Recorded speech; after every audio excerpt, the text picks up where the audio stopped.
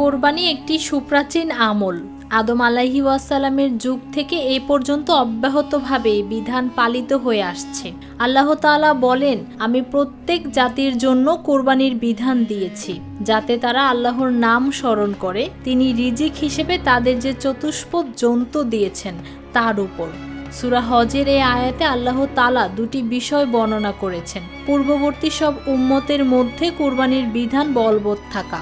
২. কুরবানির লক্ষ্য উদ্দেশ্য তা হলো আল্লাহর নেয়ামতের কৃতজ্ঞতা জ্ঞাপন করে তার নাম স্মরণ করা।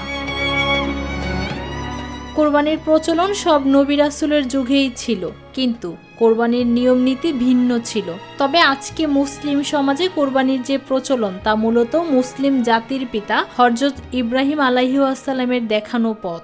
হযরত ইব্রাহিম আলাইহিস সালামের শতবর্ষ বয়সের পর আল্লাহ তাআলা তাকে যে সন্তান দান করেছিলেন, তিনি আল্লাহ তাআলা কর্তৃক আদিষ্ট হয়ে তার সেই কলিজার টুকরা সন্তান হযরত ইসমাইল আলাইহিস সালামের কোরবানি দিয়েছিলেন। এর সূত্র ধরেই আজ বিশ্বে কোরবানি প্রচলন।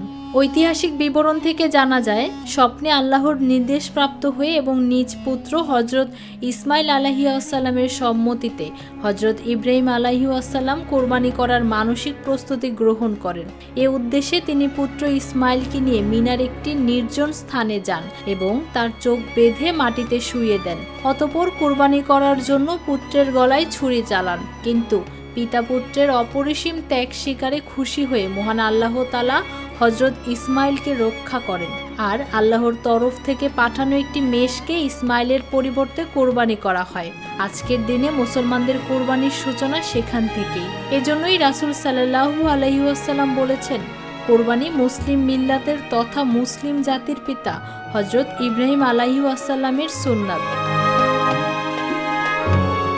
ফৌজিয়া আক্তার, নিরপেক্ষ নিউজ ডেস্ক।